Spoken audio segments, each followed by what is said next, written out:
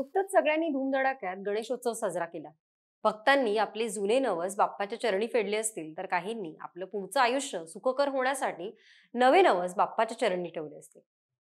अशीच नवसाची एक आगळी वेगळी गोष्ट अभिनेते, दिग्दर्शक, निर्माते सचिन पिळगावकर यांनी 20 वर्षांपूर्वी नवरा माझा नवसाचा या चित्रपटातून मांडली होती. गणपतीपुळेचा बसने केलेला प्रवास, भक्ती आणि वक्रतुंडचा तो प्रवास आजही लोकांच्या लक्षात आहे. आणि तो आता 2024 मध्ये ट्रेन पर्यंत येऊन पोहोचलाय.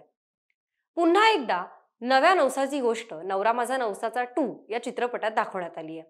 सचिन पिळगावकर, सुप्रिया पिळगावकर, अशोक सराफ, हेमल इंगळे, स्वप्नील जोशी आणि निर्मिती सावंत यांच्या प्रमुख भूमिका असणारा हा चित्रपट नेमका आहे तरी कसा, जाणून घेऊयात.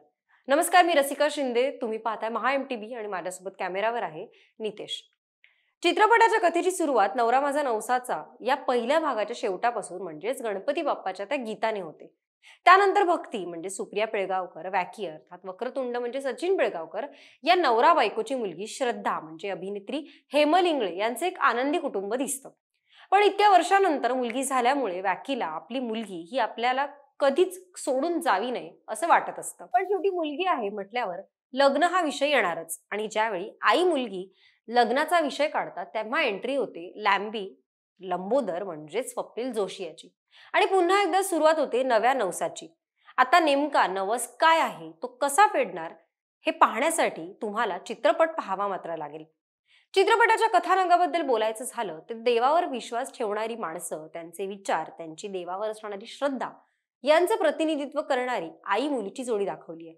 तर भूतकाळात काही वैयक्तिक जीवनात आलेला आघात हा पचवू न शकल्यामुळे देवावरचा विश्वास उडणारी आणि त्यांचे अस्तित्व हे मान्य न करणारी व्यक्ती यांचं प्रतिनिधित्व केलंय स्वप्नील जोशी याने. पण नवरा माझा नवसाचा हा पहिला भाग न पाहिलेला मराठी प्रेक्षक क्वचितच असेल. पण जर का कुणी पहिला भाग पाहिला नसेल तर दुसरा भाग त्यांना काही अंशी कनेक्ट होणार नाही. त्याचं कारण असं की कोणत्याही चित्रपटाचा ज्यावेळी सिक्वेल तयार केला जातो त्यावेळी पहिल्या भागातील प्रत्येक पात्र पुढील भागाशी जोडली जाणारं असतं आणि कथानक देखील त्या पुढे घडणं सर्वसामान्य प्रेक्षकांना अपेक्षित असतं. मात्र नवरा माझा नवसाचा 2 या चित्रपटाबद्दल काहीसं वेगळं घडलंय. हा चित्रपट पहिल्या भागातील बरेच बिंदू जोडण्यास यशस्वी होऊ शकला नाहीये. पहिल्या भागात भक्ती आणि वक्रतुंड यांचा नवस फेडण्यासाठी हे दाम्पत्य बसने प्रवास करतात असं दाखवलंय.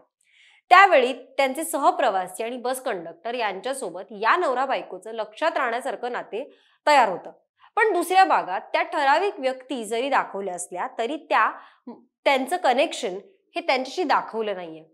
पहिल्या भागाप्रमाणे या देखील भागात हिरे आहेत, पण आता ते 80 कोटींचे हिरे 800 कोटींचे झालेत. संपूर्ण चित्रपटात हिरे आणि नवस या दोन गोष्टी वगळता अन्य कोणत्याच गोष्टी कनेक्ट केल्या नसल्यामुळे फारशी रंजकता वाटत नाहीये.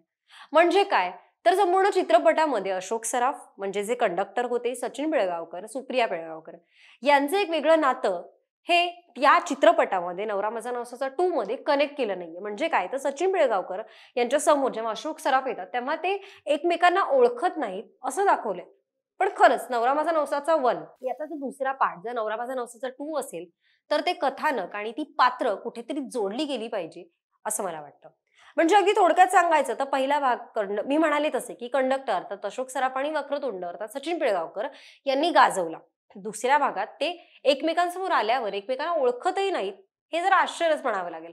मुळात लेखक दिग्दर्शक असलेल्या सचिन पिळगावकर यांच्याही बाब निदर्शनास आली नाही किंवा त्यांना काही वेगळा प्रयत्न करायचा होता का हे माहीत नाही. पण तरी सुद्धा ही कुठेतरी प्रेक्षक म्हणून आणि नवरा माझा नवसाचा या चित्रपटाचा हा दुसरा भाग असल्यामुळे थोडीशी गोष्ट ही खटकणारी वाटली आणि जरा विचार करण्यासारखी वाटली.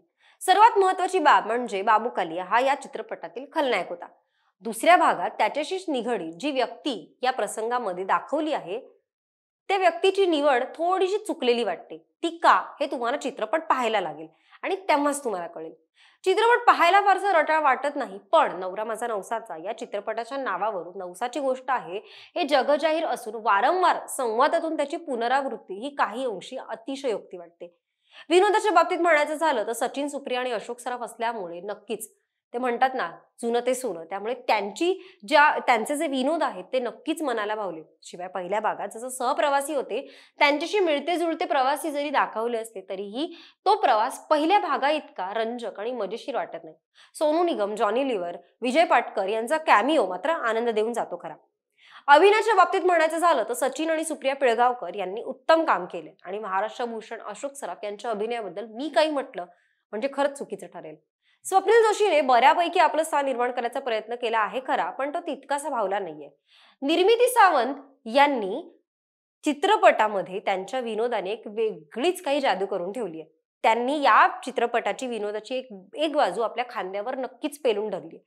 उत्साहाचा बादशाह असणारा सिद्धार्थ जाधव याने देखील एक विशेष रंगत आणली आहे. चित्रपटाची तांत्रिक बाजू मांडायची म्हटलं तर ट्रेनने प्रवास करतायत हे ते त्यांनी दाखवलं आहे. पण ज्यावेळी ट्रेन बाहेरील दृश्य जेव्हा दाखवतायत तेव्हा काही वेळी एका बाजूला बिल्डिंग दिसतायत आणि एका बाजूला डोंगर किंवा असं काहीतरी दिसतंय.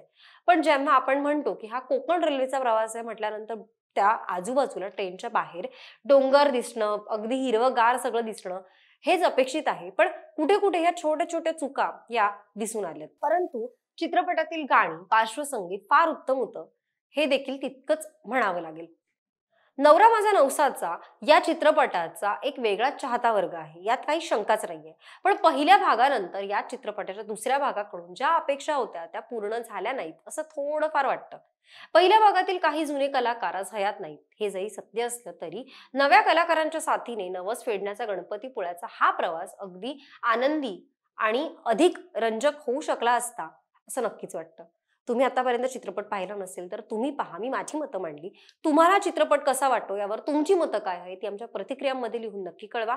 त्यासाठी पहा MTVच्या YouTube चॅनलला सबस्क्राईब करा. फेसबुकवर आम्हाला लाईक आणि फॉलो करायला विसरू नका. भेटूयात पुन्हा एकदा, तोपर्यंत धन्यवाद.